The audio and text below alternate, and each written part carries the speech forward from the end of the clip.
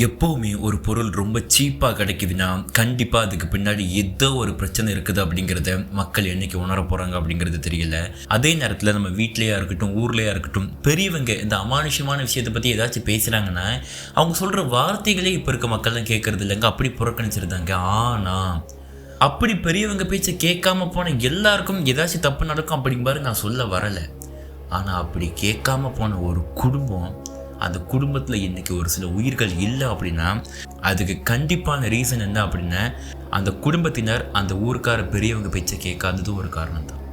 And இன்றைக்கி நீங்கள் பார்க்க போகிற இந்த உண்மை சம்பவத்தில் ஒரு சுவாரஸ்யமான விஷயம் இருக்குதுங்க. என்ன அப்படின்னா சம்பந்தமே இல்லாமல் ஒரு ஏசி மெக்கானிக் வந்து வீட்டுக்குள்ளே வரது தான். ஏன்னா அந்த ஏசி மெக்கானிக்கால தான் அந்த வீட்டுக்குள்ளே ஆத்மாவே வந்திருக்குது அப்படிங்கிறத சொல்லும்போது தான் இந்த கதையுடைய சுவாரஸ்யம் அப்படிங்கிறது இன்னும் அதிகமாகுதுங்க.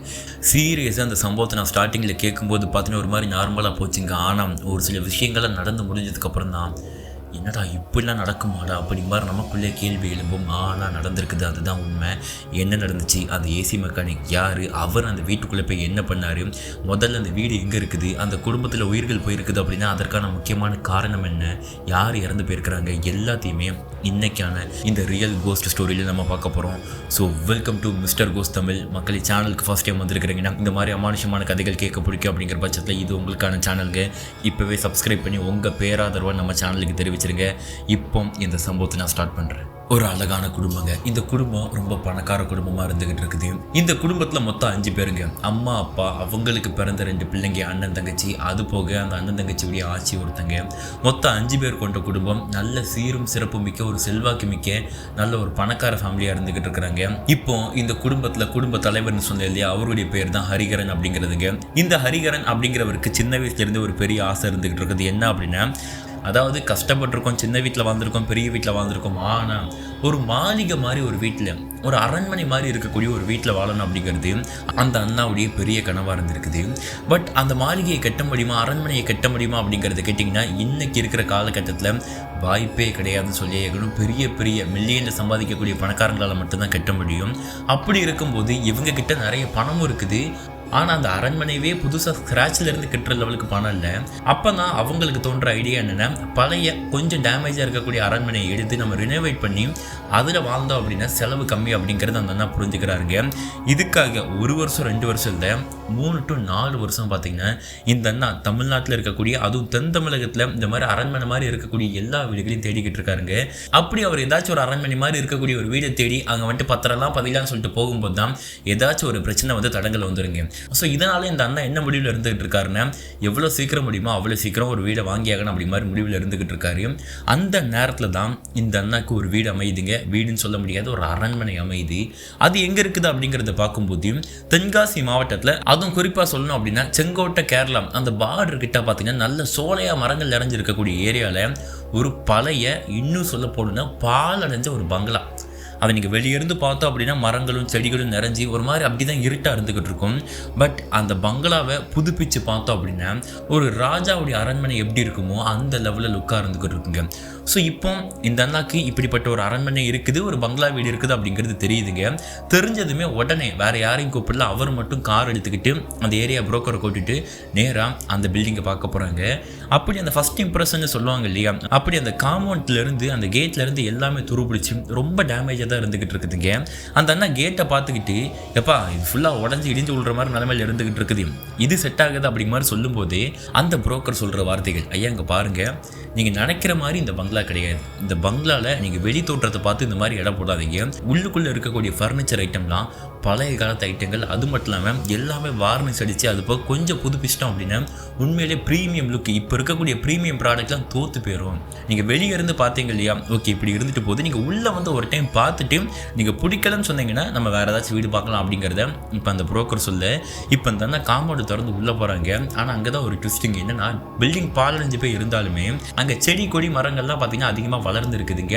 ஏன்னா அது கேரளா பக்கத்தில் இருக்கக்கூடிய பகுதி அப்படிங்கிற ரீசனால் மழைகள் அதிகமாக பெஞ்சு தெரிஞ்சுக்கிட்டு இருக்கோம். ஈவன் குற்றாலம் கூட கிட்ட இருந்துகிட்டு இருக்குது. ஸோ இப்போ அந்த அண்ணா அந்த காம்பவுண்டுக்குள்ளே போனதுமே முதல்ல பார்க்குறது என்ன அப்படின்னா வீட்டு வாசல்லே ஒரு முருங்கை மரம் இருந்துகிட்டு இருக்குதுங்க. ஸோ அது போக உள்ளே போனோம் அப்படின்னா கொஞ்சம் தென்னை மரங்கள், ஏன் ஒரு வேப்ப மரம், ஸோ இந்த மாதிரி நல்ல மரங்கள், தேவையான மரங்கள் தான் இருந்துகிட்டு இருக்குது. அந்த அரண்மனையை திறக்கிறாங்க. அந்த சாவி அந்த புரோக்கர் தான் கையில் வச்சிருக்கிறாரு. திறந்து உள்ளே போகிறாங்க. உள்ளே போனதுக்கப்புறமே அந்த அண்ணா மனசில் இருந்து அவ்வளோ கவலைகளும் தீர்ந்து போச்சுங்க. ஏன்னா அந்த லுக்கை அவர் பார்க்குறாருங்க. தூசி பிடிச்சி போய் தான் இருக்குது, கொஞ்சம் டேமேஜாக தான் இருக்குது. ஆனால் அந்த லுக்கு அவங்க சொன்ன ப்ரைஸுக்கு உண்மையிலே ஈடுகட்டவே முடியாது. அந்த லெவலில் பார்த்தீங்கன்னா கம்மியான ப்ரைஸில் அவ்வளோ பெரிய அரண்மனை பார்த்தீங்கன்னா அந்த அண்ணன் கண்ணில் பார்த்துக்கிட்டு இருக்காரு. ஸோ அவருக்கு உள்ளே போனதை பிடிச்சது மட்டும் இல்லாமல் அவர் சுற்றி பார்க்குறாரு. ஒரு ரூமாக ஏறி இறங்குறதுக்கே அவ்வளோ நேரம் ஆயிருக்கும் போல் அந்த லெவலில் பெரிய அரண்மனை மாதிரி இருந்துக்கிட்டு இருக்குதுங்க. அப்படி வீட்டுக்கு பின்னாடி போகிறாங்க அப்படின்னா ஒரே ஒரு பனைமரம் மட்டும். ஆக்சுவலி தென்காசி பக்கத்தில் பனைமரம் இருக்கிறது சாதாரணமான விஷயம் தான். ஆனால் கேரளா பார்டர்கிட்ட பனைமரம் இருக்குது அப்படிங்கிறது கொஞ்சம் யோசிக்க வேண்டிய விஷயம். ஸோ இப்படி இருக்கும்போது அங்கே ஒரே ஒரு பனைமரம் மட்டும்தான். அந்த ஏரியாவில் சுற்றி எங்கேயுமே பனைமரமே கிடையாதுங்க. அந்த ஒத்த பனைமரம் மட்டும் அந்த வீட்டுக்கு பின்னாடி இருந்துகிட்டு இருக்குது.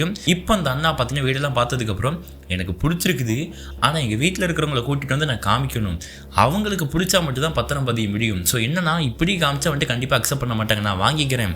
ஸோ அதனால் என்ன பண்ணுங்கள், ஒரு நாள் நான் என் ஃபேமிலியை கூட்டிகிட்டு வரேன், நீங்கள் அதுக்கு முன்னாடி கொஞ்சம் க்ளீன் பண்ணி வச்சுருங்க. அதாவது ரெனோவேஷன் பண்ண சொல்லலை, நான் வாங்கிட்டு அதுக்கப்புறம் ரெனோவேஷன் பண்ணுறதை பார்த்துக்கலாம், ஜஸ்ட் க்ளீன் மட்டும் பண்ணி வைங்க போதும். கொஞ்சம் வளர்ந்து கிடக்கிற புல்லெல்லாம் வெட்டி எடுத்து இந்த பால் அடைஞ்ச நிலையில் இருந்துகிட்டு இருக்க பார்த்தீங்களா, அந்த லுக்கை மட்டும் கொஞ்சம் மாற்றி விடுங்க அப்படிங்கிறத அந்த புரோக்கர் கிட்ட சொல்கிறாங்க. அந்த புரோக்கரும் சரியா 2 நாளில் வேலையை முடிச்சிருது அப்படிங்கிற மாதிரி சொன்னதுக்கப்புறம் இப்போ நேராக அந்த வீட்டுக்கு கிளம்பி வராருங்க. வந்ததுக்கப்புறம் அவங்க வீட்டில் மனைவியாக இருக்கட்டும், அவங்க பெத்த பிள்ளை, மகள், அது போக பார்த்தீங்கன்னா அவங்க அம்மா, இந்த மாதிரி எல்லாரையும் கூப்பிட்டு வச்சு நம்ம ஆசை நிறைவேற போகுது, அதுவும் ஏன் ஆசை நிறைவேற போகுது, ஒரு மாளிகை வாங்கணும்னு யோசிச்சுக்கிட்டு இருந்தேன் இல்லையா, கம்மி ப்ரைஸில் யாருமே நம்பவே மாட்டேங்க, இதை இவ்வளோ கம்மியாக கொடுக்குறாங்களா அப்படிங்கிற மாதிரி சொல்லிக்கிட்டு அந்த மாதிரி ஒரு மாளிகை வந்திருக்குது. ஸோ வாங்க போகிறேன், வைக்க போகிறேன், இந்த 2 நாள் எல்லாம் ரெடியாக இருங்க, எனக்கு கொஞ்சம் வேலை இருக்குது, முடிச்சுட்டு சொல்கிறேன், நம்ம எல்லாருமே பார்க்கலாம், உங்களுக்கு பிடிச்சதுன்னா பத்திரத்தை போட்டுடலாம் அப்படிங்கிற மாதிரி அவங்க அப்பா சொல்லிக்கிட்டு இருக்கிறாங்க. அதே மாதிரி 2 நாள் கழிச்சதுக்கப்புறம் அவங்க அப்பா தன்னுடைய வீட்டில் இருக்கிற எல்லாருமே கூட்டிட்டு அந்த அரண்மனைக்கு வராங்க. இப்போ அந்த அரண்மனை பாலடைஞ்ச நிலைமையில் இல்லை, பட் என்னென்னா ஓகே கொஞ்சம் பழசு மாதிரி தான் தெரியுது. அதை பார்த்ததுமே அவங்க பொண்ணுக்கு பிடிச்சி போதுங்க. ஏன்னா அவங்க பொண்ணு இந்த பழைய காலத்து விஷயங்கள், பழைய காலத்து பொருட்களில் வந்துட்டு கொஞ்சம் ஆர்வமாக இருந்துக்கிட்டு இருப்பாங்க. ஆனால் அந்த பையனுக்கு சுத்தமாக பிடிக்கல. பையன் பேர் சஞ்சய்ங்க. அவன் பார்க்குறான், வெளியே இருந்து பார்த்துக்கிட்டு காரை விட்டே இறங்க மாட்டேங்கிற. அப்பா அவனுக்கு வேறு வேலை இல்லைப்பா, எப்படி பால் அடைஞ்சு போய் கிடந்துக்கிட்டு இருக்குது, ஸோ இதுக்குள்ளே எப்படி போய் தங்க முடியும், என்னப்பா விளையாடுறியப்பா அப்படிங்கிற மாதிரி சொல்லிக்கிட்டு நீங்கள் போய் பாருங்க அப்படிங்கிற மாதிரி சொல்லி அவர் காரை விட்டு இறங்கலை. அந்த பையனுக்கு துளி கூட விருப்பமே இல்லை. இப்போ அவங்க குடும்பமாக அந்த வீட்டுக்குள்ளே அரண்மனைக்குள்ளே போகிறாங்க. அப்படி போய் பார்க்குறாங்க, வீடெல்லாம் ஓகே நல்லா இருக்குது, எல்லாருக்கும் பிடிச்சி போதுங்க. அப்படி பிடிச்சி போய்கிட்டே இருந்துக்கிட்டு இருக்கும்போது தான் முதல் அமானுஷ்யமான நிகழ்வு அப்படிங்கிறது நடக்குதுங்க. என்ன அப்படின்னா அவங்க பொண்ணுடைய பேர் பல்லவி அப்படிங்கிறது. இப்போ அந்த பல்லவி என்ன பண்ணியிருக்கிறாங்க, தன்னுடைய ஃப்ரெண்ட்ஸுக்கெலாம் கால் பண்ணி, வீடியோ கால் பண்ணி இந்த மாதிரி இதை வாங்க போகிறோம், வைக்க போகிறோம் அப்படிங்க மாதிரி காமிச்சிக்கிட்டு இருக்கிறாங்க. ஸோ இப்போ அப்படி அந்த வீடியோ காலில் அந்த பல்லவி காமிச்சிக்கிட்டே மாடிக்கு ஏறுறாங்க. அப்படி மாடிக்கு ஏறும்போது தான் அவங்க ஃப்ரெண்டு என்ன பார்த்தாங்க எது பார்த்தாங்க தெரியல, சடனாக அந்த பல்லவியை பார்த்து பல்லவி அப்படிங்கிற மாதிரி என்னன்னா அந்த வீடியோ காலில் ஏதோ சொல்லியிருக்கிறாங்க. என்னடி ஆச்சு ஏண்டி அப்படிங்கிற மாதிரி கேட்கும்போது தான் இல்லை கொஞ்சம் கேமராவை திருப்ப அப்படிங்கிற மாதிரி சொல்லும்போது இப்போ ஒரு வராண்டா மாதிரி இருக்குது மாடியில், அதில் தான் அந்த பல்லவி நடந்து போய்கிட்டு இருக்கிறாங்க. அப்படி போகும்போது அந்த பொண்ணு திருப்ப சொல்கிற இடம் பார்த்தீங்கன்னா இந்த பக்கங்க, இந்த பக்கம் ஒரு கதவுங்க, அந்த கதவு பூட்டு தொங்கிக்கிட்டு இருக்குது. அந்த கதவை தான் அவங்க ஃப்ரெண்டு வீடியோ கால்லேருந்து காமிக்க சொல்கிறாங்க. அப்படி அந்த கதவை காமிச்சதுக்கப்புறம் ஏன்டி கதவை காமிக்க சொல்கிற, அது வெறும் கதவு தாண்டி அப்படிங்கிற மாதிரி பார்த்தீங்கன்னா பல்லவி தான் ஃப்ரெண்டு கிட்ட சொல்ல, இப்போ தான் அந்த ஃப்ரெண்டு சொல்கிறாங்க, இல்லடி அந்த ஃப்ரெண்டு நெஞ்சில் கை வச்சுட்டு, இல்லடி அப்படி வந்துகிட்டு இருக்கும்போது அந்த கதவு தெரியல, எனக்கு அதில் ஏதோ ஒரு உருவம் மாதிரி தெரிஞ்சு அப்படிங்கிற மாதிரி சொல்லும்போது தான் சும்மா நான் பயமுறுத்தி பார்க்குறேன் அப்படிங்கிற மாதிரி என்ன பல்லவி கேட்குறாங்க. நான் ஏன்டி பயமுறுத்த போகிறேன், எனக்கு உண்மையாகவே தெரிஞ்சடி, சரி ஓகே அடுத்த ரூமை காட்டு அப்படிங்கிற மாதிரி சொல்லிக்கிட்டு அதுக்கப்புறம் அந்த விஷயத்தை எல்லாருமே வந்துட்டு இக்னோர் பண்ணிக்கிட்டு நடந்து போக ஆரம்பிச்சுக்கிட்டு இருக்கிறாங்க. அவங்க வேலையை பார்த்துக்கிட்டு இருக்கிறாங்க. அப்படி பார்த்துக்கிட்டு இருக்கும்போது தான் இப்போ அந்த பல்லவி பார்த்திங்கன்னா அந்த வீட்டுக்கு பின்னாடி வராங்க. நான் ஏற்கனவே சொன்ன மாதிரி அந்த வீட்டுக்கு பின்னாடி ஒரே ஒரு பனைமரம் இருந்துக்கிட்டு இருக்கும்.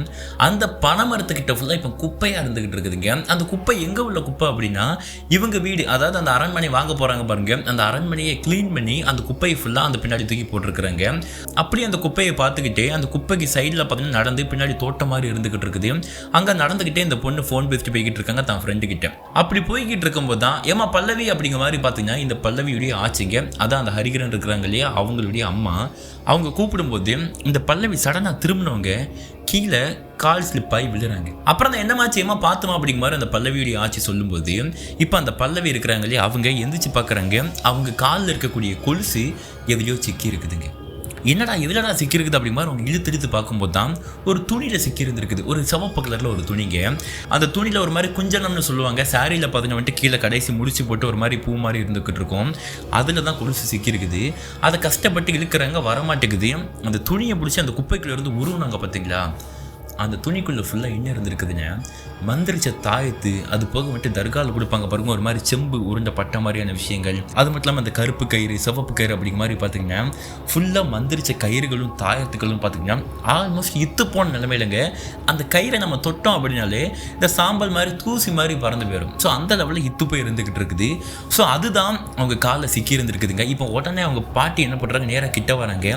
அந்த சிக்கை எடுக்க ட்ரை பண்ணுறதுக்காக அந்த தாயத்துக்களை தான் கையால் பிடிச்சிருக்கிறாங்க அந்த பாட்டிங்க. அப்படி பிடிச்ச மறுகணமே அந்த பாட்டி இந்த தாயத்திலிருந்து சட்டனா கையை எடுத்துக்கிட்டு, ஏமா சீக்கிரம் வாமா அப்படிங்கிற சொல்ல, வாடா அப்படிங்கிற மாதிரி சொல்லி தான் பையன் ஹரிகரன் இருக்கிறாங்க பாருங்க, அவங்கள கூப்பிட்டேன். டேய் இந்த வீடு வேண்டாண்டா, சொன்ன கேள்டா வேண்டாண்டா அப்படிங்கிற மாதிரி. என்னன்னா அவங்க அம்மா ஃபுல்லாக நெகட்டிவான வார்த்தைகள் ஃபுல்லாக அவங்க பையன் ஹரிகரன்ட்டு சொல்லிக்கிட்டு இருந்துகிட்டு இருக்கிறாங்க. அப்படி சொல்லிக்கிட்டே இருந்துகிட்டு இருக்கும்போது தான் ஹரிகரன் மனைவிங்க இப்போ அவங்களும் வரங்க வந்ததுக்கப்புறம் என்னாச்சு தான் ஏன் அப்படிங்கிறத சொல்லிக்கிட்டு இருக்கும்போது, இல்லை சொன்ன கேளுங்க வேண்டாம் அங்கே பாரு உன் பொண்ணு காலில் பாருன்னு சொல்லும்போது அப்பா அந்த பொண்ணு எப்படியோ சிக்கெடுத்து அந்த தாயத்தை பார்த்தீங்கன்னா சைடில் தூக்கி போட்டிருக்கிறாங்க போல். என்னாச்சுமான்னு கேட்கும்போது, அப்பா இல்லைப்பா நான் கீழே பார்க்காம ஃபோன் பேசிட்டு போய்கிட்டு இருந்தேன், அப்போ அந்த கீழே கிடக்க துணியில் என்னுடைய கொலுசு சிக்கிக்கிடுச்சுப்பா, அதை தான் எடுக்க ட்ரை பண்ணிக்கிட்டு இருந்தேன், எடுக்க முடியல, அதுக்குள்ளே பாட்டிமா பயந்துட்டாங்க அப்படிங்கிறது அந்த பொண்ணு சொல்லிக்கிட்டு இருக்கும்போதே அப்பா அவர் சொல்கிறாருங்க, அதாவது இந்த பாட்டிமாவை தவிர மற்ற யாருக்கும் அந்த பேய் மேலே நம்பிக்கை, அமானுஷம் மேலே நம்பிக்கை அப்படிங்கிறது சுத்தமாக கிடையாது. அப்போ அந்த ஹரிகரன் அந்த அண்ணா சொல்கிற விஷயமா, வீடை பார்க்க வந்திருக்கோம், நல்லா இருக்குன்னு சொல்லி நெகட்டிவான விஷயங்களை ஃபுல்லாக நீ சொல்லாதமா அப்படிங்கிற மாதிரி என்னென்ன அவங்க அம்மாவை அந்த ஹரிகரனே ஆஃப் பண்ணிக்கிட்டு இருக்கும்போது, நான் சொன்னால் கேட்க மாட்டேங்கிங்கல்ல, உங்களுக்குலாம் பட்டாதான்டா புரியும் அப்படிங்கிற மாதிரி சொல்லிவிட்டு அவங்க அம்மா பாட்டு. ஏன்னா இந்த மாதிரி ஒரு கோலத்தில் அந்த அம்மா அவங்க யாருமே பார்த்ததில்லை. அவ்வளோ கோவப்பட்டுட்டு அவங்க பாட்டு வீட்டுக்குள்ளே நேராக காரில் போய் உட்காந்துட்டாங்க. காருக்கு வெளியே பார்த்தீங்கன்னா அந்த பையன் சஞ்சய் பார்த்தீங்கன்னா ஃபோனை நோண்டிக்கிட்டு இருந்துகிட்டு இருக்கான். பாட்டி என்னாச்சு உங்களுக்கு வீடு பிடிச்சிருக்குதா அப்படிங்கிறது அந்த பையன் கேட்கும்போது அப்பா அந்த பாட்டி பார்த்தீங்கன்னா அந்த பையன்கிட்ட பதிலே பேசலை. அந்த பையன் என்னாச்சு பாட்டி ஒரு மாதிரி டல்லாக இருக்கிறீங்க, அந்த பாட்டி அப்படியே ஸ்ட்ரைட்டாக காருக்குள்ளே யார்கிட்டையும் எதுவும் பேசாமல் அப்படியே உட்காந்துக்கிட்டு இருக்கிறாங்க. அப்படி இருந்துக்கிட்டு இருக்கும்போது இப்போ பின்னாடிங்க ஹரிகரனுடைய மனைவி இருக்கிறாங்க பாருங்க, அவங்க சொல்கிறாங்க, எங்கெங்க பாருங்கள் வீடு எங்களுக்கு பிடிச்சிருக்குது, அது மட்டும் இல்லாமல் உங்கள் அம்மா சும்மா இருக்க சொல்லுங்கள், நம்ம ஏதாச்சும் நல்ல விஷயம் பண்ணும்போது தான் அது குத்தம் இது குறை அப்படி மாதிரி என்னத்தையாச்சும் சொல்லிக்கிட்டு இருந்துக்கிட்டு இருப்பாங்க. எங்களுக்கு பிடிச்சிருக்குது, உடனே இன்றைக்கே பிடிச்சா ரெஜிஸ்ட்ரேஷன் பண்ணிடுங்க, உங்களுக்கு ஏதாவது பணம் தேவைப்பட்டால் சொல்லுங்கள் நான் கொடுக்குறேன் அப்படிங்கிற மாதிரி என்ன அந்த அம்மா எல்லாம் பக்காவாக ரெடி ஆகிட்டாங்க. ஸோ இங்கே நீங்கள் எதை பார்க்கலாம் அப்படின்னா, இந்த மாமியாருக்கும் மருமகளுக்கும் சுத்தமாக ஆகாது அப்படிங்கிறது நம்ம எல்லாருக்குமே தெரிஞ்ச விஷயம் தான். இது நார்மலாக எல்லாரும் வீட்டில் நடக்கிற விஷயங்க. அப்போ அந்த பொண்ணு, அதாவது ஹரிகரன் அந்த அண்ணாவுடைய மனைவிக்கு அந்த வீட்டில் லேசாக உடன்பாடு இல்லாமல் இருந்திருந்தாலுமே கூட இப்போ அந்த வீட்டில் நீங்கள் தங்காதீங்க அப்படிங்கிற மாதிரி அந்த அம்மா அவங்க சொன்ன ரீசன்னாலே இங்கே தான் தங்கும் அப்படிங்கிற மாதிரியான முடிவில் அந்த ஹரிகரனுடைய மனைவி எடுக்கிறாங்க. எடுத்ததுக்கப்புறம் ஓகே எல்லாருக்கும் பிடிச்சி போச்சு, இதுக்கப்புறம் என்ன இருக்குது அப்படிங்கிற மாதிரி சொல்லிக்கிட்டு அந்த அண்ணாவும் சந்தோஷமாக பத்திரம் பதிலாம் அப்படிங்கிற மாதிரி சொல்லிக்கிட்டு ஓகே இந்த புரோக்கர் கூப்பிட்டு எல்லா வேலையும் பேசி முடிக்கிறாரு. அப்படி எல்லாம் பேசி முடிச்சுட்டு உங்கள் வீட்டுக்கு கிளம்புனதுக்கப்புறம் தான் பார்த்தீங்கன்னா என்ன ஆகுதுன்னா, அன்னைக்கு ராத்திரிங்க அந்த அண்ணா பார்த்தீங்கன்னா தூங்காமல் என்ன பண்ணுறாங்க, தன்னுடைய அம்மா கிட்ட வராங்க. அவங்க கிட்ட அம்மா அங்கே பாருமா, ராத்திரி எதுக்கு அந்த மாதிரி பேசுனேன், அவனுக்கு பிடிக்கலன்னா நீ இல்லைப்பா எனக்கு பிடிக்கல அப்படிங்கிற மாதிரி சொல்ல வேண்டியதுன்னு, அதை விட்டு நீ ஏமா மொத்தமாக கத்தி சொல்கிற, வீட்டில் தங்காதீங்க வைக்காதீங்க அப்படிங்கிற மாதிரி சொல்கிறேன்.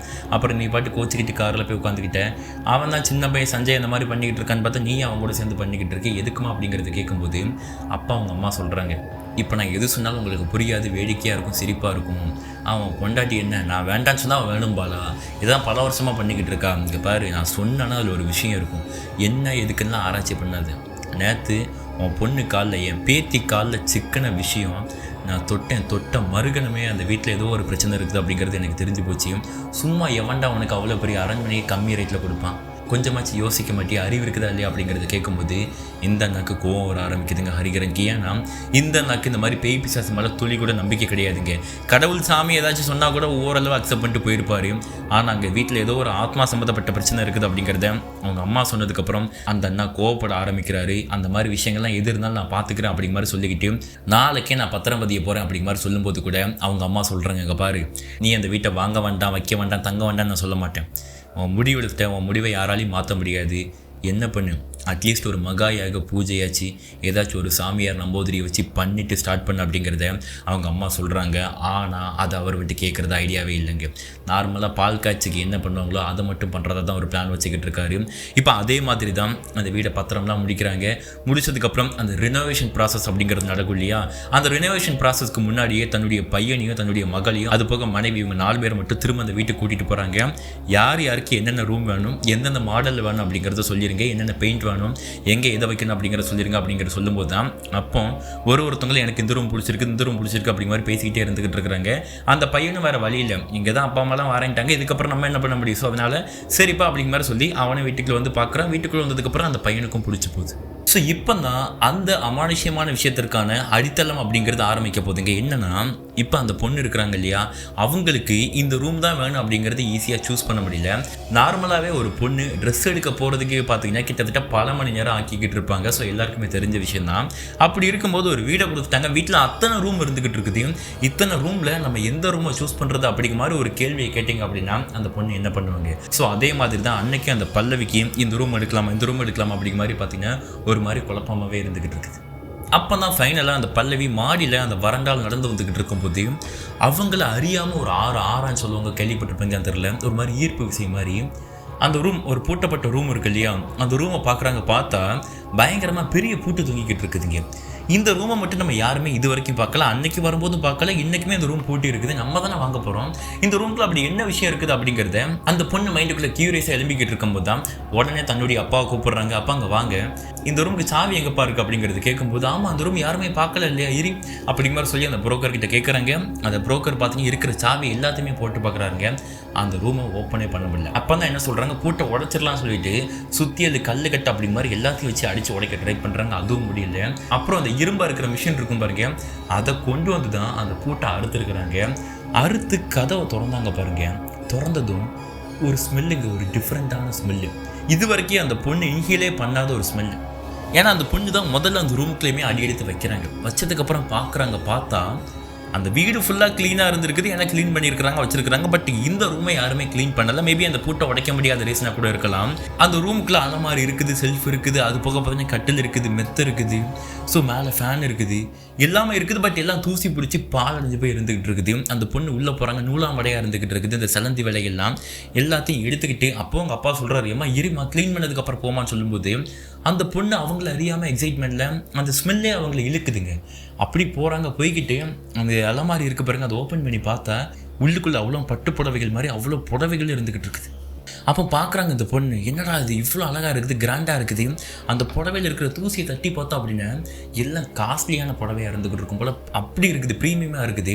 அப்புறம் தான் அந்த பொண்ணு பார்க்குறாங்க, பின்னாடி ஒரு பெரிய விண்டோங்க, செம்ம பெரிய விண்டோ. அந்த விண்டோவை திறந்து பார்த்தோம் அந்த பொண்ணு அப்படி ஃப்ளாட்டு. ஏன்னா அந்த ஜன்னலை திறந்து அங்கேருந்து பார்த்தோம் அப்படின்னா ஒட்டுமொத்த கிராமமும் தெரியுது. அந்த லெவலில் வியூ அப்படிங்கிறது சூப்பராக இருக்குதுங்க. அப்போ அந்த பொண்ணு முடிவு பண்ணுறாங்க, அப்பா இந்த ரூம் தான் எனக்கு வேணும்ப்பா, என்ன பண்ணுறதுலே தெரியாது, எனக்கு க்ளீன் பண்ணி எடுத்து அதே மாதிரி இங்கே இருக்கக்கூடிய அலமாரிலாம் இருக்குது பாருங்க, எல்லாத்தையுமே க்ளீன் பண்ணி ரெனோவேட் பண்ண சொல்லுங்கள், பெயிண்ட் அடிக்க சொல்லுங்கள். இந்த ரூமில் இருக்கக்கூடிய திங்ஸ் அவ்வளோ எனக்கு அப்படி இருக்கணும், பெட்டை மட்டும் மாற்றிருங்க அப்படிங்கிற மாதிரி பார்த்தீங்கன்னா அந்த பொண்ணு சொல்கிறாங்க. அப்போ அவங்க அப்பா சொல்கிறாங்க, ஏமா எல்லாம் முன்னாடி இருந்தவங்க அவங்க யூஸ் பண்ணது எல்லாத்தையும் தூக்கி தூர போட சொல்லணும், தூர போட்டு புதுசு கொண்டு வரலாம் அப்படிங்கிற மாதிரி சொல்லும்போது அப்போ அந்த பொண்ணுடைய அந்த முக பாவனையும் மாறுதுங்க. என்னென்னா, அப்பா சொன்ன கேளுங்கப்பா, பாருங்கப்பா எவ்வளோ அழகாக இருக்குது பாருங்கப்பா அப்படிங்கிற மாதிரி அந்த கட்டை அந்த அலமாரியெல்லாம் தடவிக்கிட்டு நல்லா இருக்குது இங்கேயே வச்சுருங்க அப்படிங்கிற மாதிரி சொல்லிக்கிட்டு இருக்கும்போது தான் என்ன ஆகுதுன்னா அந்த வீட்டுக்குள்ளே இருக்க முடியல, கொஞ்சம் வெக்க அதிகமாக இருந்துக்கிட்டு இருக்குது. அப்போ தான் அவங்க அப்பாவே சொல்கிறாருங்க, சரி மொத்தமாக வீட்டில் ரெனோவேட் பண்ணதுக்கப்புறம் ஏசி மாட்ட சொல்லிடுறேன், ஆளுக்கு ஒரு ரூமுக்கு ஒரு ஏசி மாட்ட சொல்லிடலாம் அப்படிங்கிற மாதிரி பார்த்தீங்கன்னா அவங்க அப்பா சொல்லிக்கிட்டு அந்த இடத்த விட்டு எல்லாருமே கிளம்புறாங்க. அதுக்கப்புறம் எல்லா ப்ராசஸ் போய்கிட்டு இருக்குதுங்க, பெயிண்டிங்லேருந்து பேட்ச் ஒர்க்லேருந்து அந்த மாதிரி பார்த்தீங்கன்னா எல்லா வேலையும் நடந்துக்கிட்டு இருக்குது. அப்படி ஆல்மோஸ்ட் பார்த்தீங்கன்னா எல்லா வேலைகளும் முடிஞ்சதுக்கப்புறம் கடைசியாக தான் அந்த ஏசி மாற்றத்திற்கான வேலைகள் அப்படிங்கிறத ஆரம்பிப்பாங்க. ஸோ இப்போ ஏசியை ஃபுல்லாக புதுசாக வாங்கியாச்சு, மாற்றுறதுக்கு கம்பெனிலேருந்து வருவாங்க. அப்படி வந்தவங்க தான் மணி மற்றும் தினேஷ் அப்படிங்கிற 2 பேருங்க. ஸோ இப்போ இவங்க 2 பேர் வராங்க, மத்தியானம் தான் வந்திருக்கிறாங்க. கிட்டத்தட்ட ஒரு 5 ஏசி கிட்ட மாட்ட வேண்டியிருக்குது. அந்த ரீசனால் ஒரு ரூம்லேயே ஏசி மாட்டிக்கிட்டு வந்துக்கிட்டு இருக்கிறாங்க. ஆல்மோஸ்ட் இருட்ட ஆரம்பிக்குதுங்க, ஒரு 6:30 மணிக்கிட்ட ஆயிடுச்சு. இப்போ அதே 6:30 மணிக்கு பார்த்தீங்கன்னா அந்த வீட்டுடைய உரிமையாளர் ஹரிகரன் இருக்கிறாங்க இல்லையா, வாங்கினவங்க, அவங்களும் வீட்டுக்கு வராங்க. வந்து பார்க்கும்போது இன்னும் 2 ஏசி பேலன்ஸ் இருந்துகிட்டு இருக்குதுங்க. ஸோ இப்போ அதை அந்த ஹரிகரன் நான் பார்த்துக்கிட்டு எப்போ வேலை முடிப்பீங்க அப்படிங்கிறது கேட்டேன். ஆனால் நைட்டு எவ்வளோ லேட் ஆனாலும் பரவாயில்ல, நாங்கள் முடிச்சு கொடுத்து கிளம்பிடுதோம் அப்படிங்கிறத அந்த ஏசி மெக்கானிக் சொல்லிக்கிட்டு இருக்கிறாங்க. சரிப்பா நீங்கள் பாருங்கள், நான் கிளம்புறேன், நீங்கள் வந்துட்டு பூட்டிட்டு சாவியை பக்கத்தில் நான் சொல்கிற இடத்துல கொடுத்துருங்கப்பா அப்படிங்கிற மாதிரி சொல்கிறாங்க. அப்படி சொன்னதுக்கப்புறம் இப்போ அந்த ஹரிகரன் நான் கிளம்பி போக இப்போ அந்த மணின்னா பேலன்ஸ் இருக்க 2 ஏசியில் ஒரு ஏசியை மாற்றுறதுக்காக அந்த பொண்ணுடைய ரூமுக்குள்ளே வராங்க. ஆனால் அந்த பொண்ணுடைய ரூமில் மட்டும் பார்த்தீங்கன்னா அவங்களுக்கு ஒரு வேலை இல்லைங்க. என்ன அப்படிங்கிறத பார்க்கும்போது இந்த ஓட்டை போட்டுன்னு பார்த்தீங்கன்னா ஏசிக்காக அந்த வேலை இல்லை. ஏன்னா அவங்க பார்க்கும்போது அந்த இடத்துல ஒரு ஓட்டை இல்லை, பட் என்னன்னா ஓட்டை இருந்திருக்குது, அதை அடைச்சிருக்காங்க. இந்த ஒயிட் சிமெண்ட் அந்த மாதிரி ஏதாச்சும் அடைப்பாங்க இல்லையா, அந்த மாதிரி தெளிவாக தெரியுதுங்க. அப்போ அந்த அண்ணா பார்க்குறாங்க, இதை உடச்சி விட்டாலே போதும் அப்படி மாதிரி சொல்லி முடிவு பண்ணிக்கிட்டு அந்த மணி அப்படிங்கிற அந்த அண்ணா தான் மேலே ஏறி பார்த்தீங்கன்னா அதை உடைக்க ஆரம்பிக்கிறார். அப்படி அந்த மணின்னா ஒரு அடியும் உளியை வச்சு அடித்து அதை உடச்சிக்கிட்டு இருக்கும்போது இவங்க வீட்டுக்குள்ளே ஏதோ இன்னொரு டிஃப்ரெண்ட்டாக சவுண்டு கேட்குது. இது தினேசனாக்கு கேட்டிருக்குது. இவர் உடச்சிக்கிட்டு இருக்கனால இவருக்கு சரியாக கேட்கல போல. தினேசனா மணியை நிப்பாட்டு சொல்கிறாப்புல. மணி கொஞ்சம் நிப்பாட்டு, ஏன்டா என்னடாச்சு? இல்லை ஏதோ வீட்டுக்குள்ளே ஏதோ ஒரு பொண்ணு நடந்து வர மாதிரி சவுண்டு கேட்கடா, கொலுசு போட்டுக்கிட்டு. என்னடா சொல்கிற? இல்லைடா நீ அடியேன் அப்படிங்கிற மாதிரி சொல்லும்போது ஒரு அடி அடித்தாங்க அப்படின்னா வீட்டுக்குள்ளே ஒரு பொண்ணு ஒரு ஸ்டெப் எடுத்துச்சு அப்படி இருக்கும். அந்த மாதிரி சவுண்டு கேட்டுக்கிட்டு இருக்குது. ஒரு நிமிஷம் இருறா அப்படிங்க மாதிரி மேலேருந்து எட்டி பார்த்தா கீழே தெரியுங்க. இப்போ கீழே ஓடி போய் பார்த்துக்கிட்டு இருக்காருங்க தினேஷ். ஆனால் எங்கேயுமே எந்த பொண்ணுமே இருக்கிற மாதிரி தெரியல. இப்போ அடுத்ததான் என்னாவது திரும்ப உள்ளே வராருங்க. அப்படி உள்ளே வந்து அதை உடச்சி எடுத்ததுக்கப்புறம் தான் இப்போ உள்ளுக்குள்ளே, அதாவது மேலே உடச்சாங்க இல்லையா, அது உள்ளே இருந்து பார்த்தீங்கன்னா இந்த சின்னதாக ஏதோ மந்திரிச்ச பொம்மை மாதிரி, அது போக பார்த்தீங்கன்னா என்னென்னா ஏதோ கயிறுகளும் துணி, அதே மாதிரி சிவப்பு கலர் துணி. ஆனால் அது எல்லாமே ஓரளவு இத்து போய் தான் அந்த மாதிரி தான் இருந்துக்கிட்டு இருக்குதுங்க. அந்த பொம்மைகள்லாம் தொட்டோம் அப்படின்னா கையோடு வந்துட்டு சாம்பல் மாதிரி விழுந்துடும். அப்படி தான் எல்லாம் இருந்துக்கிட்டு இருக்குது. எடுக்கிறாங்க, இழுத்து கீழே போடுறாங்க. போட்டதுக்கப்புறம் தான் பார்த்தீங்கன்னா அது உள்ள சின்னதாக ஒரு மணியும் இந்த செம்பு கலசம்னு சொல்லுவாங்க, பார்த்துருப்பீங்கன்னு தெரியல. இந்த ராமேஸ்வரம் இல்லை காசிக்கெலாம் போனோம் அப்படின்னா தீர்த்தம் கொடுப்பாங்க. செம்பில் இவ்வளோண்டு குட்டியாக இருந்துக்கிட்டு இருக்கும் இல்லையா, அந்த மாதிரி தீர்த்தம் பாட்டிலையும் எல்லாமே அதுக்குள்ளே இருக்குது. இதை பார்த்ததுக்கப்புறம் அந்த மணி எனக்கு ஒரு சந்தேகிட்டே, என்னடா இது வீட்டுக்குள்ளே அதுவும் சோத்தில் ஓட்டப்பட்டு இந்த மாதிரி வச்சுருக்காங்கல்ல, என்ன கதை அப்படிங்கிற மாதிரி தெரியாமல் இந்த மணியை யோசிச்சுக்கிட்டே சரி நமக்கு என்ன, நம்ம வேலையை பார்ப்போம் அப்படிங்கிற மாதிரி சொல்லிக்கிட்டு இப்போ அந்த ஏசியை மாட்டுறாங்க. அதே மாதிரி இன்னொரு ஏசி இருக்குது, அந்த ஏசியை மாட்டியாச்சுங்க. மாட்டி முடிச்சதுக்கப்புறம் இப்போ கிளம்பலாம் அப்படிங்கிற மாதிரி சொல்லிக்கிட்டு அவங்க வீட்டு அரண்மனை அந்த டோர் இருக்குது பாருங்கள், அதை க்ளோஸ் பண்ணலாம்னு நினைக்கும் போது பார்த்தீங்கன்னா இப்போ அந்த மணி அவருக்கு பார்த்தீங்கன்னா ஒரு சத்தம் கேட்குது. யாரோ ஒரு பொண்ணு பயங்கரமாக சிரிக்கிறாங்க, அந்த அரண்மனைக்குள்ளேருந்து சிரிக்கிறாங்க. அந்த டோரை க்ளோஸ் பண்ண மறுகணமே அவருக்கு சத்தம் கேட்ட உடனே இப்போ அந்த மணி பார்த்தீங்கன்னா டோரை லாக் பண்ணல, அப்படி திரும்ப திறக்கிறாரு. ஏன்டா திறக்கிறா அப்படிங்கிற மாதிரி தினேஷ் கேட்கும்போது, நீ இப்போ சொல்லும்போது நான் கேட்கல, ஏதோ கொலுசு சவுண்டு கேட்குன்னு சொன்ன பாரு. ஆமாடா இப்போ உனக்கு கேட்குதா? எனக்கு கொலுசு சத்தம் கேட்கலடா, ஏதோ ஒரு பொண்ணு சிரிக்கிறாங்கடா அப்படிங்கிற மாதிரி சொன்னதுக்கப்புறம் தினேஷ்கா ஒன்றும் ஓடலை. இந்த தினேஷை பொறுத்தல விட இந்த பேய் பிசாசு மேலே நம்பிக்கை இருக்குதோ இல்லையா, நான் வந்துட்டு இருட்டை பார்த்து பயப்படக்கூடியவருங்க. ஸோ இதனால் அவர் கொஞ்சம் பயம் அதிகமாக ஆரம்பிக்குது. மச்சான் வாட கிளம்பிடலாம் அப்படிங்கிற மாதிரி தினேஷ் சொல்லிக்கிட்டு இருக்கும்போது, இருறா உள்ள ஏதோ பொண்ணு இருக்கிறாங்க போல்டா, நான் பார்த்துட்டு வரேன் அப்படிங்கிற மாதிரி சொல்லிக்கிட்டு இப்போ இந்த மணி இருக்கிறார் பாருங்க, அவர் உள்ளே போகிறாரு. தினேஷை கூப்பிட்றாரு, தினேஷ் வரமாட்டேங்கிறாரு. நான் வெளியே போகிறேன்டா, ஓனருக்கு கால் பண்ணி வேலை முடிஞ்சு அப்படிங்கிற மாதிரி சொல்லிக்கிட்டு இருக்கேன், சீக்கிரம் போய் பார்த்துட்டு என்ன சொல்லிட்டு கீழே வா அப்படிங்கிற மாதிரி சொல்லும்போது தான் இப்போ மணி மட்டும் வீட்டுக்குள்ளே போகிறாரு. அப்படி போனதுக்கப்புறம் யாராச்சும் வீட்டுக்குள்ளே இருக்கிறீங்களா, யாருன்னு சொல்லுங்க அப்படிங்கிற மாதிரி மணி கத்திக்கிட்டே உள்ளே போய்கிட்டு இருக்காரு. அப்படி போய்கிட்டு இருக்கும்போது தான் இப்போ அகைன் பார்த்தீங்கன்னா அந்த சிரிப்பு சத்தம் அப்படிங்கிறது அப்படியே அமைதியாகுது. கேட்குறோம்லம்மா, யாராச்சும் இருந்தால் சொல்லுங்கம்மா, வீட்டை பூட்ட போகிறோமா அப்படிங்கிற மாதிரி மணி சொல்லிக்கிட்டே இருந்துக்கிட்டு இருக்கும்போது இப்போ அகைன் பார்த்தீங்கன்னா ஒரு பொண்ணு அழுகிற சத்தம். அந்த சத்தம் மாடியில் இவங்க கடைசியாக ஏசி மாட்டுறதுக்கு முன்னாடி மாட்டினாங்கன்னு சொன்னேன் பாருங்க, இந்த மந்திரிச்ச தாயத்துக்கெல்லாம் அந்த செவத்துக்குள்ளே இருந்துச்சு இல்லையா, அந்த ரூம்குள்ளே இருந்து சவுண்டு வருது. இப்போ அந்த மணியை நான் போகிறாரு, அந்த ரூம்கிட்டையும் போயிட்டாரு. அந்த ரூம்கிட்ட போய் ரூமை திறந்ததுக்கப்புறம் அதே ஸ்மெல். அவங்க உள்ளே அன்றைக்கி அந்த பொண்ணு உள்ளே போகும்போது ஒரு ஸ்மெல் வந்துச்சு பாருங்கள், அதே ஸ்மெல் வருது. அன்றைக்காவது பார்த்தீங்கன்னா ரூம் பாலடிஞ்சு போய் கிடந்திருக்குது, ஸ்மெல் வருது. பட் இப்போ அந்த மாளிகை மாதிரி வந்துட்டு ரெனோவேட் பண்ணி வச்சுருக்கிறாங்க. இப்போ எப்படி அந்த ஸ்மெல் வரும் அப்படிங்கிறது அவங்களுக்கு தெரியலை. அந்த ரூமுக்குள்ளே போனதுக்கப்புறம் தான் அந்த மணி என்ன ஒரு விஷயத்தை பார்க்குறாருங்க.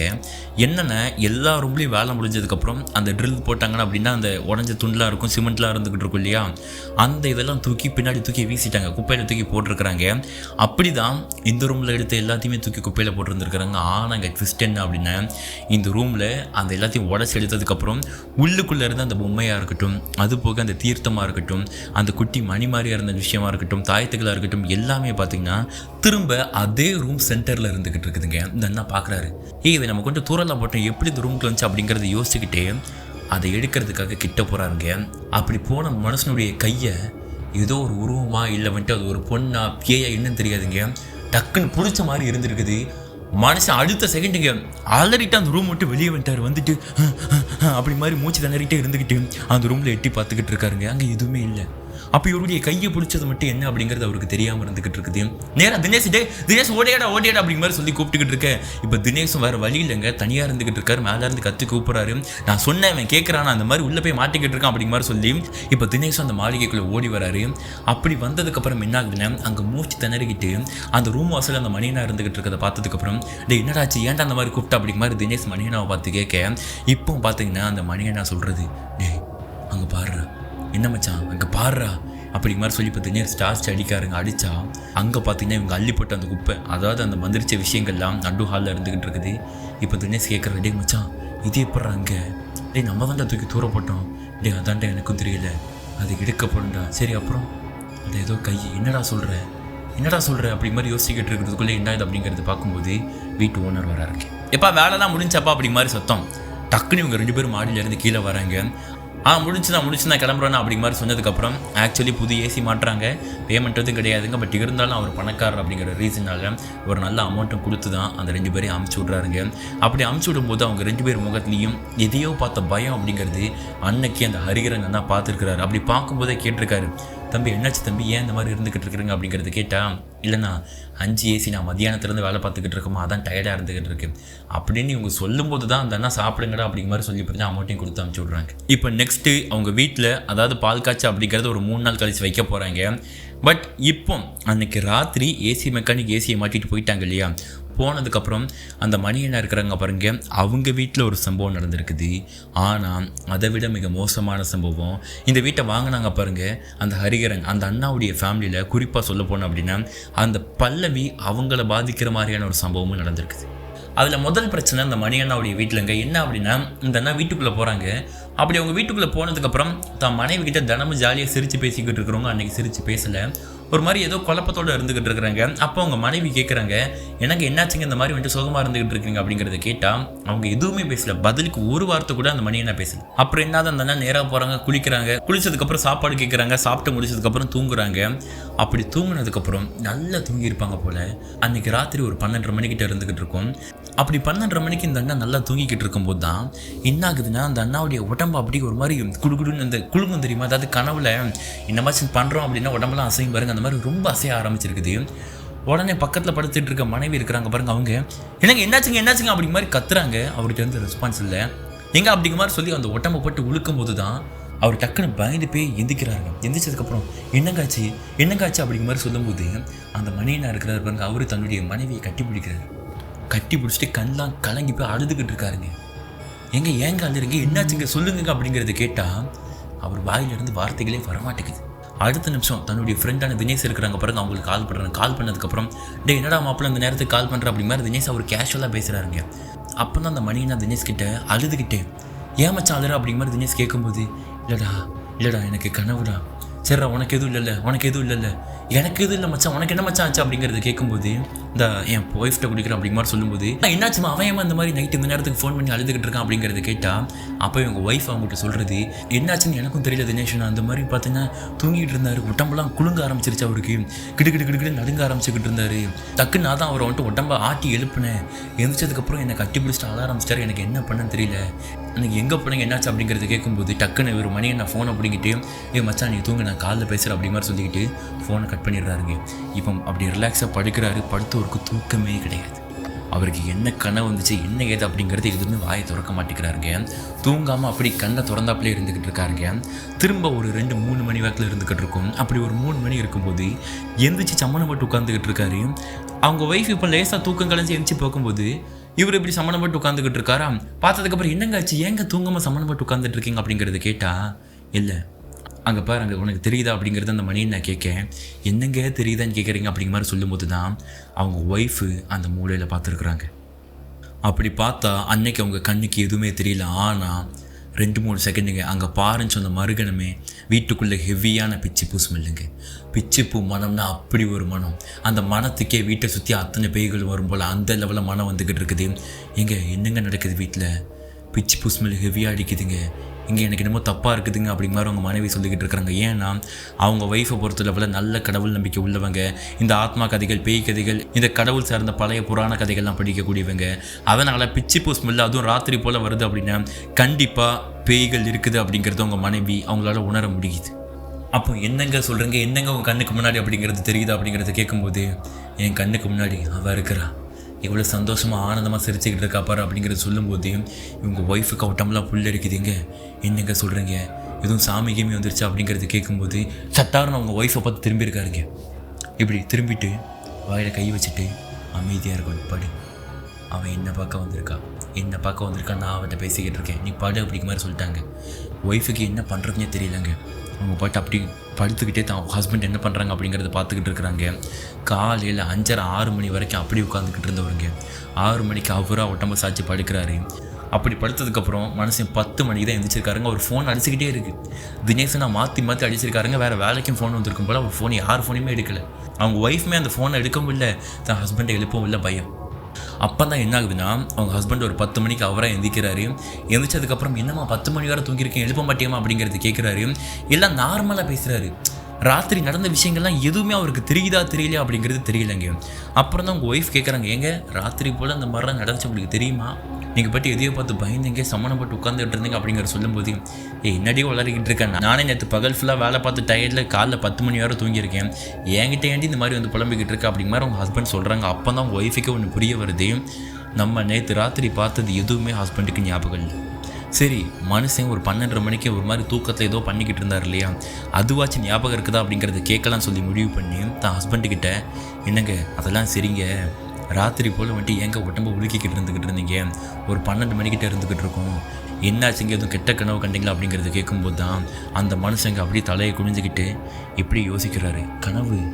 கனவு இல்லை, ஆமாம் எனக்கு அது, அதை பற்றி கேட்காத, நான் அதை பற்றி கேட்காத, தயவுசெய்து அதை பற்றி கேட்காது அப்படி மாதிரி அழ ஆரம்பிச்சிட்டாரு மனுஷன். அந்த பொண்ணுக்கா ஒன்றும் ஓடலை, எங்கே என்னங்க ஆச்சு அப்படி மாதிரி கேட்டுக்கிட்டு இருக்கிறாங்க. இங்கே இது ஒரு பக்கம் போய்கிட்டு இருக்க, அதே ராத்திரி இந்த மணியண்ணாக்கு நடந்த மாதிரி அந்த பொண்ணு வீட்டில் பல்லவிக்கு ஒரு சம்பவம். அது என்ன அப்படின்னா, இந்த அண்ணாக்கு அந்த ஆத்மாவால் எந்த பிரச்சனையுமே வரலை, ஆனால் பல்லவி வீட்டில் பல்லவிக்கு பல பிரச்சனைகள் வந்திருக்குது. என்னென்னா ராத்திரி எல்லாருமே நிம்மதியாக தூங்கியிருக்கிறாங்க. அப்படி தூங்கினதுக்கப்புறம் கிட்டத்தட்ட ஒரு 1 to 1:30 கிட்ட இருந்துக்கிட்டு இருக்குமா. அப்போ பல்லவிக்கு அவங்க வீட்டுக்குள்ளே போகும்போது ஒரு ஸ்மெல் வந்துச்சு பாருங்கள், அந்த ரூமுக்குள்ளே அதே ஸ்மெல் வந்திருக்குது. அந்த ஸ்மெல்லில் அந்த பல்லவியால் தூங்க முடியல, ஏன்னா மூச்சு முட்ட ஆரம்பிச்சிருக்குது. அவங்க எந்திரிச்சு பார்க்குறாங்க, அவங்க ரூமில் தனியாக தான் தூங்கிக்கிட்டு இருப்பாங்க. அப்படி சுற்றி முற்றி பார்க்கும்போது அந்த பல்லவிக்கு எப்படி தோணுதுன்னா, தான் வீட்டில், அதாவது இப்போ தங்கி இருக்கக்கூடிய பழைய வீட்டில் தங்கி இருக்கிற மாதிரியே தெரியல, அவங்க இனிமேல் போக போகிற அந்த புது வீட்டில் தங்கி இருக்கிற மாதிரி தான் அந்த பல்லவிக்கு தெரிஞ்சுக்கிட்டு இருக்குது. அப்படி தெரிஞ்சுக்கிட்டு இருக்கும்போது நான் எப்படி இங்கே வந்தேன், என்னாச்சு, என்ன நடக்குது அப்படி மாதிரி யோசிக்கிட்டே இருந்துக்கிட்டு இருக்கிறாங்க. அப்படி யோசிக்கிட்டே இருக்கும்போது தான் அவங்கள அறியாமல், அந்த பல்லவியை அறியாமல் என்ன பண்ணுறாங்க, அவங்க வீட்டில் இருக்கிற அந்த கபோர்டு ஓப்பன் பண்ணி உள்ளே இருக்கக்கூடிய அந்த சாரீ எடுத்து அந்த பல்லவி அவங்க உடம்புல கட்டலை என்ன பண்ணியிருக்கிறாங்க, அந்த கழுத்தில் சுற்றியிருக்கிறாங்க. சுற்றினது மட்டும் இல்லாமல் பக்கத்தில் அந்த ஜன்னல் கம்பியில் கட்டியிருக்கிறாங்க. அந்த நிமிஷம் பார்த்து என்ன இருக்குதுன்னா, சைடில் இருந்துகிட்டு இருந்த கண்ணாடி டம்ளாரி எதிர்பாராத விதமாக கீழே விழுந்து உடைய என்னாச்சின்னு பதறி போய் பக்கத்து ரூம்லேருந்து அந்த பல்லவியுடைய அம்மா ஓடி வராங்க. வந்து பார்த்தா அவங்க பொண்ணு அந்த மாதிரி கோலத்தில் இருந்துக்கிட்டு இருக்கிறாங்க. உங்களுக்கு அது என்னங்கிறது புரியும், நான் தெளிவாக எக்ஸ்பிளைன் பண்ண முடியாது. அப்படி பார்த்ததுக்கப்புறம் ஏண்டி இந்த மாதிரி பண்ணுற, ஏதாவது பிரச்சனை என்கிட்ட சொல்ல மாட்டியாடி, இந்த மாதிரி சாகிறதுக்கு ஏண்டி போகிற அப்படி மாதிரி அவங்க அம்மா சொல்லும்போது தான் கத்தும்போது வீட்டில் எல்லோரும் கூடுறாங்க. அப்படி கூடும்போது அந்த பொண்ணுக்கு என்ன பண்ணுறது ஏது பண்ணுறதுனே தெரியல. ஏமா அந்த மாதிரி பண்ண அப்படி மாதிரி அவங்க அப்பா ஒரு மாதிரி அழுதுகிட்டு இருந்துகிட்டு இருக்கிறதுக்குள்ளே அவங்க அண்ணன், அறிவு இருக்காடி ஏஞ்சி இந்த மாதிரி பண்ணிகிட்டு இருக்கேன்னு அவங்க அண்ணன் என்ன பண்ணிட்டான், பொண்ணை தங்கச்சியை பிடிச்சி அடிக்க போயிட்டான். அப்போ தான் எல்லாம் ரிலாக்ஸ் ஆகிட்டு என்னம்மா நடந்துச்சு என்னன்னு சொல்லு அப்படிங்கிறது கேட்கும்போது தான் அப்பா அப்படி மாதிரி இந்த பல்லவியும் அழ ஆரம்பிக்கிறாங்க.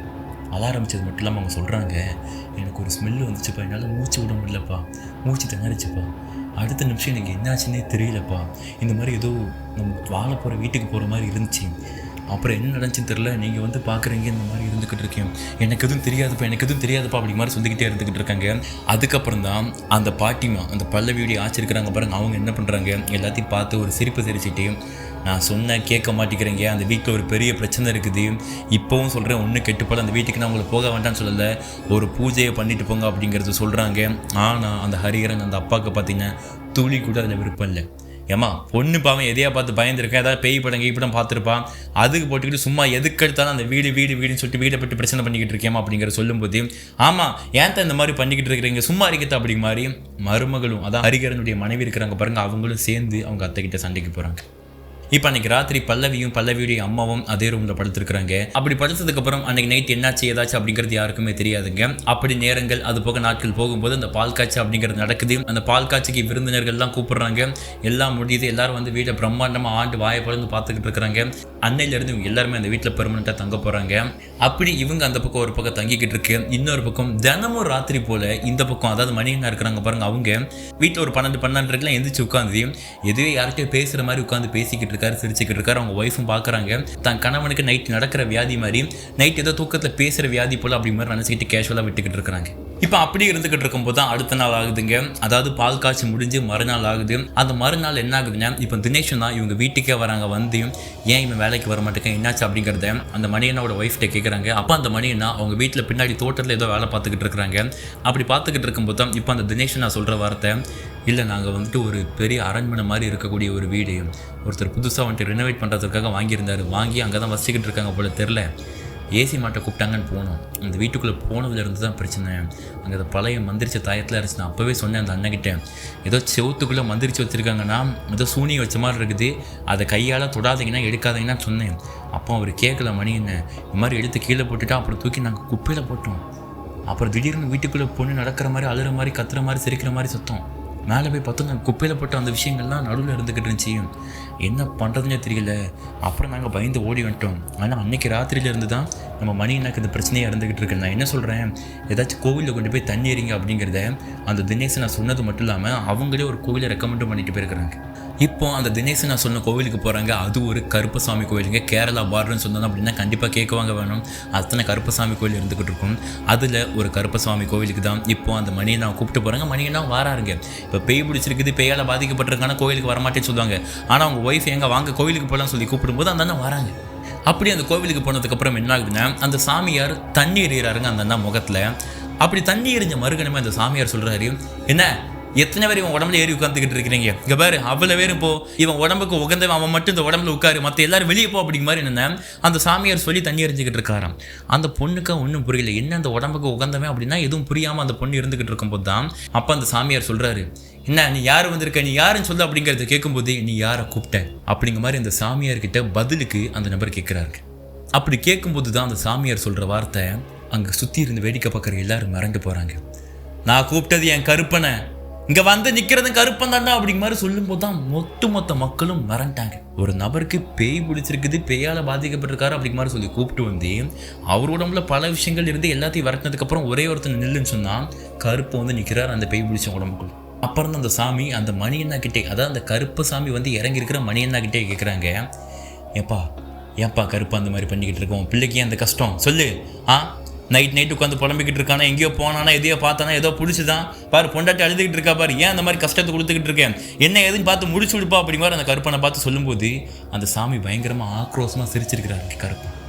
அப்படி சிரித்தது மட்டும் இல்லாமல் அந்த சாமி சொல்கிற வார்த்தை, இவன் உடம்புல எந்த பேய் இருக்குன்னு எவன் சொன்னான், நீ கூப்பிட்டா நான் வந்திருக்கேன், ஆனால் இவன் உடம்புல நீ சொல்கிற மாதிரி எந்த ஆத்மாவும் இல்லை, பேயும் இல்லை, அப்போ ஏன் இவன் இந்த மாதிரி பண்ணிக்கிட்டு இருக்கான், அவன் உடம்புல ஆத்மா இல்லை, ஆனால் அவனை சுற்றி ஒரு ஆத்மா வந்துக்கிட்டு இருக்குது. எதுக்கு வருது தெரியுமா, ஊரில் இருக்க ஒரு கோவிலுக்கு நான் காவலாக இருந்துக்கிட்டு இருக்கேன், ஒரு மனுஷனுக்கு முன்காவல் பின்காவலாக இருந்துக்கிட்டு இருக்கேன் நம்புறவனுக்கு ஃபுல்லாக. அப்படி இருந்துக்கிட்டு இருக்கும்போது ஒரு ஆத்மா, அந்த ஆத்மா எவ்வளோ கஷ்டம் அனுபவிச்சு தெரியுமா தான் வாழும்போது, அந்த ஆத்மாவுக்கு இந்த புண்ணியமா உடம்பு விடுதலை கொடுத்துருக்குது அப்படிங்கிற மாதிரி சொல்கிறாங்க. எல்லாரும் வரவில்றாங்க, என்ன அது விடுதலை கொடுத்துருக்குன்னு ஒன்று புரியலன்னு சொல்லும்போது தான் அப்போ அந்த சாமியார் பார்த்தீங்கன்னா அந்த மணியண்ணா கையை பிடிச்சிக்கிட்டு கண்ணை பொத்திக்கிட்டு 2 கையும் பிடிச்சிக்கிட்டு என்ன நடந்துச்சு அப்படிங்கிறத அவர் இமேஜினேஷன் பண்ணி பார்க்குறாருங்க. அப்படி பண்ணி பார்த்ததுக்கப்புறம் தான், கருப்பா நீ வந்த வேலை முடிஞ்சு, நீ கிளம்பி இதுக்கப்புறம் நான் பார்த்துக்கிறேன், வந்தவங்களுக்கு திருநாறு பூசிக்கிட்டு இருப்போம் அப்படிங்கிற சொல்லும்போது சுற்றி இருக்கிற எல்லாருக்கும் விபூதியை கொடுத்ததுக்கப்புறம் கருப்பு சாமி அந்த உடம்புலேருந்து இறங்கியிருக்கு. அப்புறம் அந்த சாமியார் பார்த்தீங்கன்னா அந்த அம்மா கிட்ட சொல்கிறாங்க, இங்கே பாருமா நடந்தது என் கண்ணு முன்னாடி கருப்பேன் காமிச்சிட்டாரு, என்னாச்சு நான் சொல்கிறது கரெக்டாக இல்லையா சொல்லுப்பா அப்படிங்கிற மாதிரி என்னென்ன தினேசனாக வந்திருக்கிறாருங்க. அவரை விட்டு கேட்குறாங்க, வீட்டுக்கு போனீங்களா, ஆமாம் போகணும், வீட்டில் மந்திரிச்ச விஷயங்கள் இருந்துச்சா, ஆமாம் இருந்துச்சு, எடுத்து கீழே போட்டிங்களா, ஆமாம் கீழே போட்டோம், யார் போட்டான், இந்த மணி தான் போட்டாப்புல, அவ்வளோதான். ஆத்மாவை கெட்டி வச்சுருக்கிறாங்க அந்த வீட்டுக்குள்ளே, அந்த ரூமுக்குள்ளே. அதுதான் பிரச்சனை. அந்த ஆத்மாவை விடுவிச்சது மணி. அந்த மணிக்கு முன்காவல் பின்காவலாக உன் குடும்பத்துக்கே முன்காவல் பின்காவலாக அந்த ஆத்மா இருந்துக்கிட்டு இருக்குது. ஸோ அதனால் அந்த ஆத்மா உங்களுக்கு எந்த ஒரு கெடுதலும் பண்ணாது. நீங்கள் பாட்டு தைரியமாக போங்கன்னு சொல்லும்போது தான் அவங்க மனைவிக்கு மனசு இல்லை. எங்கள் ஆத்மா முன்காவலாக இருக்கட்டும் பின்காவலாக இருக்கட்டும் அதெல்லாம் இருந்துட்டு போகுது. நைட் என் புருஷன் தூங்க மாட்டேக்காரு. அவர் வேலைக்கு போய் எத்தனை நாள் ஆச்சு தெரியுமா?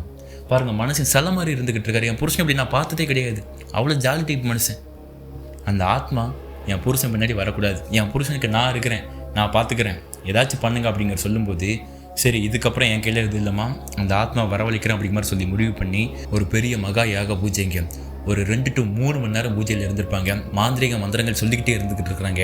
அப்படி அந்த மந்திரத்தின் உச்சத்துக்கு போகும்போது தான் என்ன ஆகுதுன்னா, அப்போ அந்த ஆத்மா யாருமே எதிர்பார்க்கலைங்க, அதே மணியன் உடம்புல வந்து இறங்கியிருக்கு.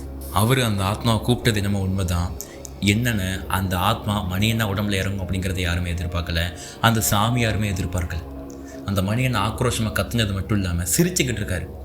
ஏம்மா சிரிக்கிற, என்னம்மா வேணும் உனக்கு அப்படிங்கிறது கேட்குறாங்க அந்த சாமியாருங்க.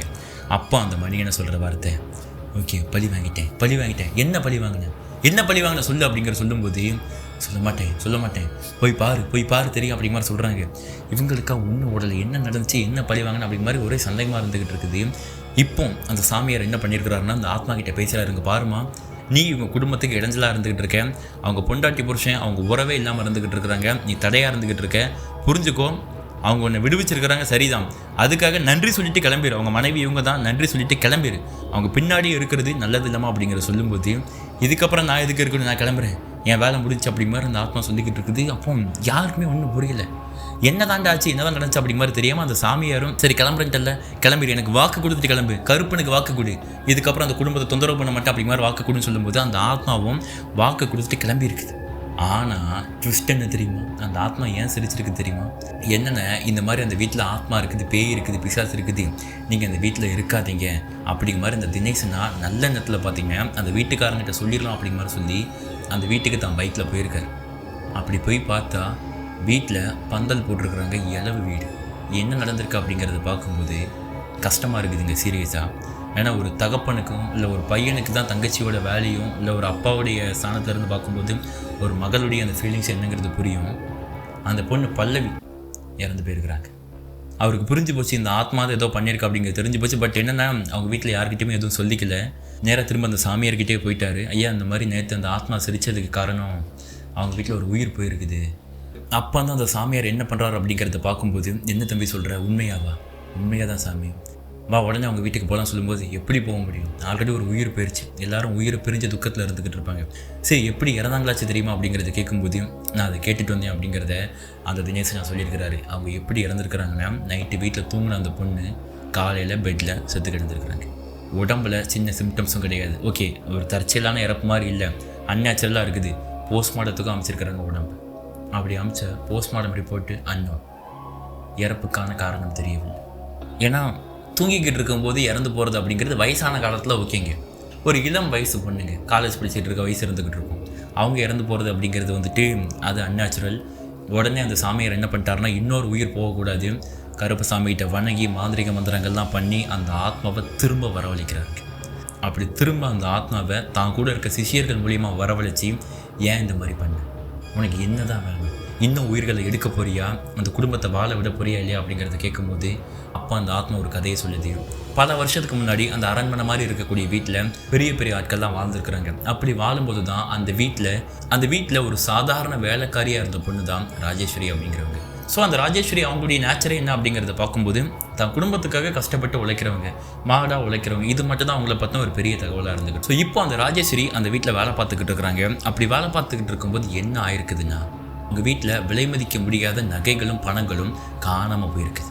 ஆனால் அதை எடுத்தது ஃபுல்லாக யார் அப்படிங்கிறத பார்க்கும்போது, அவங்க வீட்டில் இருந்து அவங்களுடைய மகள் வேற ஒரு பையனை லவ் பண்ணிக்கிட்டு வந்திருக்கான். அவங்க கூட ஓடி போகிறதுக்காக முன்னாடியே பணம் நகையெல்லாம் எடுத்து தான் லவ்வர்கிட்ட செட்டில்மெண்ட் பண்ணிட்டான். பட் என்னென்ன வீட்டில் கண்டுபிடிச்சிருவாங்க அப்படிங்கிற மாதிரி சொல்லி பயந்து, இவ தான் வேலைக்காரி ராஜேஸ்வரி, இவ தான் எடுத்தா அப்படிங்கிற மாதிரி சொல்லி அந்த பொண்ணு இந்த வேலைக்காரி அவங்க மேலே பழியை தூக்கி போட்டுட்டா. இதை கேட்டதுக்கப்புறம் நகை எங்கே, பணம் எங்கே அப்படிங்கிற மாதிரி கேட்டு அந்த பொண்ணை வந்துட்டு போட்டு அந்த மாதிரி பண்ணியிருக்கானுங்க அந்த வீட்டில் இருக்கவங்க. அந்த பொண்ணு நான் எடுக்கவே இல்லை, எனக்கு தெரிஞ்சாதானே எங்கே இருக்குன்னு சொல்ல முடியும் அப்படிங்கிற மாதிரி எவ்வளவோ ட்ரை பண்ணி பார்த்துருக்குறாங்க. பட் அந்த பொண்ணால் வழியை தாங்க முடியல, சொல்லவும் முடியல. ஊர் முன்னாடி வேறு அவமானம் ஆகி போச்சு. இதுக்கு மேலே நம்ம வாழ்ந்து என்ன பண்ண போகிறோம் அப்படிங்கிறத யோசிச்சுக்கிட்டு இருக்கும்போது தான் அந்த ராஜேஸ்வரிக்கு ஒரு விஷயம் தெரிய வருது. என்னென்னா, அந்த பண நகையை எடுத்தது அந்த பொண்ணு, அவங்க வீட்டில் இருக்கக்கூடிய அவங்க பொண்ணு தான் அப்படிங்கிறது தெரிய வருதுங்க. தெரிய வந்தது மட்டும் இல்லாமல் எல்லாரும் ஆல்மோஸ்ட் தூங்கினதுக்கப்புறம் ஏன் இந்த மாதிரி பண்ண அப்படி மாதிரி கேட்கலான்னு சொல்லி அந்த பொண்ணுடைய ரூமுக்கு போயிருக்கிறாங்க. அப்படி போனதுக்கப்புறம் அந்த ராஜேஸ்வரி அந்த அம்மா என்ன பண்ணியிருக்கிறாங்க, அந்த பொண்ணை பார்த்து கேட்குறாங்க, ஏன் இந்த மாதிரி பண்ண, என்னை வீட்டில் அடைச்சி வச்சுட்டு விட மாட்டேங்கிறாங்க, வீட்டை விட்டு வெளியே போக முடியும், என் புருஷன் பிள்ளைங்களை பார்த்து அத்தனை நாள் ஆச்சு, நீ பண்ண தப்புக்கு நான் தண்டனை அனுபவிக்கணுமா, எங்கே வச்சிருக்கேன்னு சொல்லி கொடுத்துருமா, இல்லை நீ தான் எடுத்தனாச்சு சொல்லிடுமா, உங்கள் வீட்டு பணம் தானே, உங்கள் அப்பா எதுவும் சொல்ல மாட்டாருமா அப்படிங்க மாதிரி சொல்லும்போது அந்த பொண்ணு என்ன பண்ணியிருக்கிறான், இல்லை நான் சொல்லிடுறேன் அப்படிங்க மாதிரி சொல்லிக்கிட்டு டக்குன்னு அலமாரியில் இங்கே தான் பணம் இருக்குதுன்னு தான் எடுத்தாரேன் அப்படிங்க மாதிரி சொல்லிக்கிட்டு அலமாரியை திறந்து ஒரு புடவை எடுத்து அந்த ராஜேஸ்வரி கழுத்தில் சுற்றி தொங்க விட்டது பிரச்சனை இல்லை. இந்த பொண்ணு என்ன பண்ணியிருக்கிறா, கீழே ஹாலுக்கு வந்துட்டு பயங்கரமாக கத்தியிருக்கா. என்னாச்சுன்னு சொல்லிட்டு எல்லோரும் ஓடி வந்து பார்க்கும்போது, இல்லை ஒரு மாதிரி டயர்டாக இருக்குது அப்படிங்கிற மாதிரி சொல்லி நான் கீழே ஹாலில் சோஃபாலே படுத்துட்டேன், மாடிக்கு ரூமில் போய் பார்த்தேன் இந்த மாதிரி தொங்கிட்டா அப்படிங்கிற மாதிரி சொன்னதுக்கப்புறம் எல்லோரும் அந்த பொண்ணு சொல்கிறத நம்பிட்டாங்க.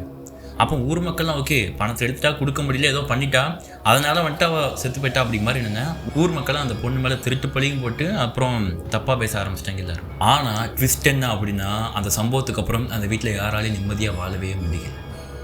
ஏதாவது ஒரு பிரச்சனைக்கு மேலே பிரச்சனை வந்துக்கிட்டே இருக்குது, யாராலையும் சாப்பிட முடியல, உடம்பு சரியில்லாமல் போய்கிட்டு இருக்குது, எல்லாமே அந்த இறந்து போன அந்த பொண்ணுடைய ஆத்மாவில் நடந்துக்கிட்டு இருக்குது.